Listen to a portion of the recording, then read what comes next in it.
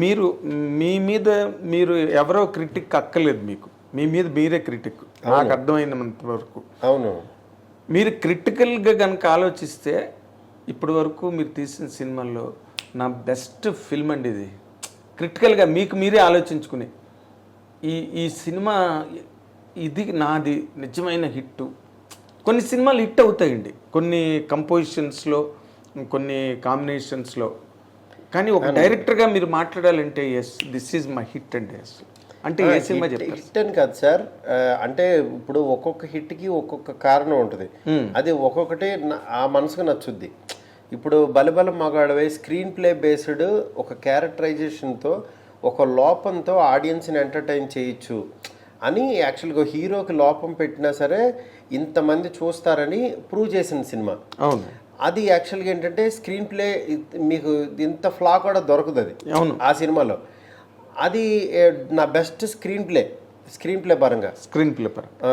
Next ఒక చిన్న cinema genre మార్చి మనం ఒక ఎక్స్పెరిమెంటల్గా చేస్తే హ్యూజ్ సక్సెస్ ఉంటుంది. అంత త్రూఅవుట్ దేశం అంతా ఆ జోనర్ పాకుతుంది అంటానికి కారణం ప్రేమ కథ చిత్రం. నెక్స్ట్ ఒక సోషల్ ఎలిమెంట్ని చాలా అందంగా ఆడియన్స్ని ఎంటర్టైన్ చేస్తూ చెప్పచ్చు అనేది ప్రతిరోజు పండుగే. ఓ పెద్ద మనిషి చనిపోతున్నాడు అని కామెడీ చేసాం మనం అక్కడి నుంచి. అవును. ఆ కామెడీ చేస్తూ చేస్తూ చేస్తూ లోపలికి తీసుకుని వచ్చి ఒక మంచి విషయాన్ని షుగర్ కోటెడ్ లాగా చెప్పడం అనేది. అది చాలా ఇది లేకపోతే, అంటే మెచ్యూరిటీ లేకపోతే ఆడియన్స్ దేనికి నవ్వుతాడు దేనికి నవ్వడం అని తెలుసుకుంటూ ఇక్కడ నవ్వుతాడు ఇక్కడ ఏడుస్తాడని మనం అంత సైకలాజికల్గా గేమ్ ఆడకపోతే ప్రతిరోజు పండుగ తీయలేరు. ఎందుకంటే డైరెక్ట్గా ఒకటి మంచి సినిమాని మొదలు పెడితే ఇక్కడి నుంచి వీడు మంచి మంచి అని క్లాసులు పీకుతాడు అని ఫిక్స్ అయిపోతాడు. అలాంటిది నేను క్లాస్ పీకుతున్నానని మీకు తెలియకుండా నేను క్లాస్లో కూర్చోబెట్టి మిమ్మల్ని ఎంటర్టైన్మెంట్ చేస్తూ యాక్చువల్గా మీకు సినిమా తీయడం అనేది అది యాక్చువల్ ఆర్ట్. మాయ. అది మాయ మామూలు మాయ కాదు, మహామాయ. ఆ మాయ నేను ప్రాపర్గా బాగా చేయగలను అనేది నా ఇది. అంటే మీరు ఫీల్ అయింది? నేను ఫీల్ అయింది. నేను రీసెంట్గా ఊరికి మళ్ళీ ఆ సినిమా చూశాను. నేను అసలు నా సినిమాలు రిలీజ్ అయిన తర్వాత థియేటర్లో చూడను. ఇంకా వన్స్ నా దగ్గర అయిపోయి అప్పటికే ఆ సినిమా రన్ అయి ఉంటుంది. అవునండి. కొంతకాలం గ్యాప్ తర్వాత ఊరికినే పెట్టి చూస్తా ఆ రోజు నా ఐడియాలజీ ఎలా ఉంది, ఎందుకు ఆ సినిమా సక్సెస్ అయింది, నా ఆలోచన విధానం ఏంటి అని చెక్ చేసుకోవడానికి చూస్తాను ఊరికినే. అవును. చేసినప్పుడు అప్పుడు నా మెచ్యూరిటీ లెవెల్ నాకు అన్నీ ఇప్పుడున్నది దాన్ని కంపేర్ చేస్తే తెలిసిపోద్ది. నేను ఒక బొమ్మ వేసినా ఏదన్నా చేసినా లేకపోతే అది తీసేటప్పుడు ఎలా ఆలోచించాను, ఈ డైలాగ్ రాసేటప్పుడు ఎలా ఆలోచించాను అనేది మన సినిమాలే మనకి గురువులండి. కరెక్ట్గా చెప్పారు. మనం వేరే ఎక్కడికి వెళ్ళే రిఫరెన్స్ బుక్స్. ఇప్పుడు మనం యాక్చువల్గా అనుకుంటాం కానీ గ్రంథాలయాలకు వెళ్ళి లేకపోతే ఇంగ్లీష్ సినిమాలు చూసి ఏదో నేర్చుకుందాం ఇది అనుకుంటాం కానీ ఏం చేయక్కర్లా. మన తెలుగు సినిమాలు మీరు ఏ సినిమాలు చూసైతే సినిమా తీయాలి అనే మీ ఆలోచన వచ్చిందో ఆ సినిమాలు మళ్ళీ ఇప్పుడున్న మెంటాలిటీ మైండ్ స్టేటస్లో మీరు వెళ్ళి చూస్తే డెఫినెట్గా మీకు నేర్పిస్తాయి. మనం చేసే తప్పులు చెప్తాయి, ఫస్ట్ గ్యాప్ని చూపిస్తాయి. అప్పటికి ఇప్పటికి మనలో నువ్వు అంత బాగా చేసేవాడు స్క్రీన్ ప్లే అప్పుడు, ఇప్పుడేమో ఫ్లాట్కి వెళ్ళిపోతున్నావు అని చెప్పేస్తుంది అది. అవును నేను ఇలా రాశాను ఏంటని మనకు ఇప్పుడు అనిపిస్తుంది. అవునండి.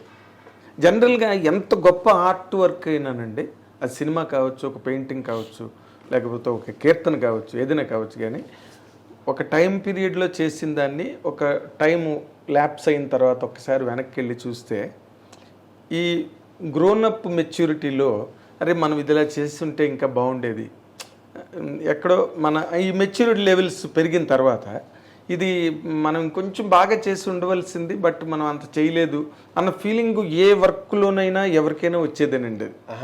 ఎవరికి వాళ్ళు నో ఇది forever my best piece అని చెప్పడానికి ఈ ఆర్ట్ క్రియేటివ్ వరల్డ్లో ఉండదేమో అని అనుకుంటున్నాను నేను.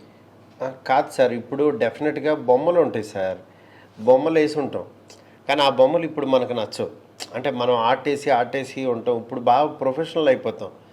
కానీ మనకి వచ్చి రాకుండా ఆ ఏజ్లో అంత మంచి ఆర్ట్ వేయగలిగాను అని ఆ ఆర్ట్లో కనుక ఆ బ్యూటీ చూడగలిగితే మన ఇన్నోసెన్స్ కనపడుతుంది. మనిషి బ్రెయిన్ ముదిరిపోతూ ఉంటే ఇప్పుడు ముందు ఇప్పుడు ఒకరిని కొడతామండి, ఒకరిని కొట్టింది తీసిన తర్వాత నెక్స్ట్ సినిమాకి ఏంటంటే ఒకటి కాదు నలుగురిని కొడదాం అనుకుంటాం. ఆ నెక్స్ట్ సినిమాకి ఇంకా ఒక లారీ మందిని కొట్టేద్దాం అనుకుంటాం. ఇంకా ఈ కొట్టడానికి ఇంకా అంత ఉండదు. అంటే ఈ నరకడం అవ్వచ్చు, ఇంకోటి అవ్వచ్చు, ఇంకా అంత ఉండదు.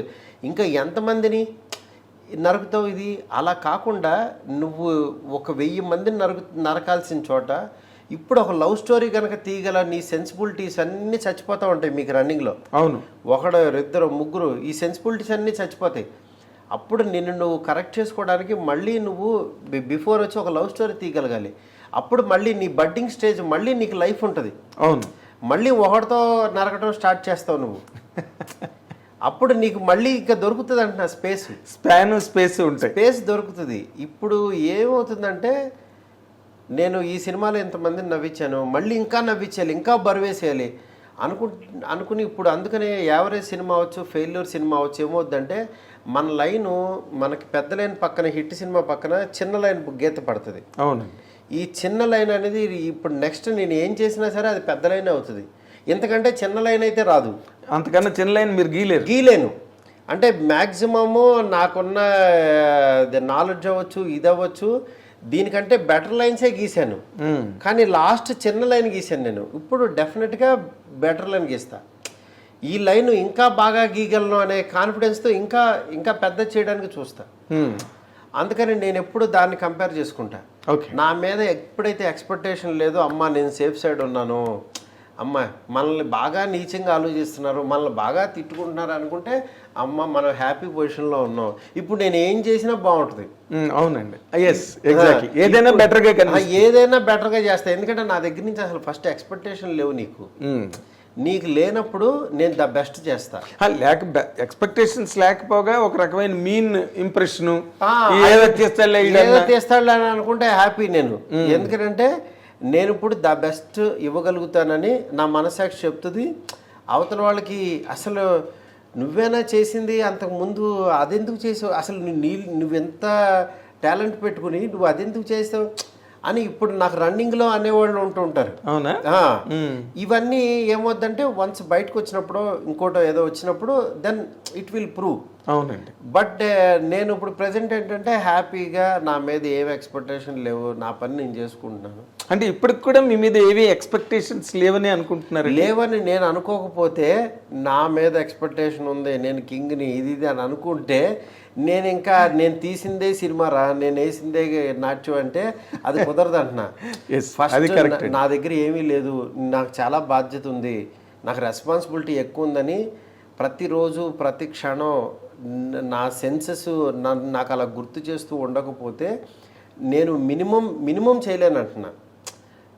ఎక్స్పెక్ట్ చేసిన దాంట్లో మినిమం చేయలేము. మనకి భయం ఉన్నప్పుడే మంచి ప్రోడక్ట్ వస్తుంది. ఎగ్జాక్ట్లీ. ఇంటికి ఎవరన్నా గెస్ట్లు వస్తున్నారు, చుట్టాలు వస్తున్నారు అన్నప్పుడే వంట బాగా చేయాలనే దీంట్లోనే ఇంకా మోర్ కాన్షియస్గా వండుతాం. అవునండి.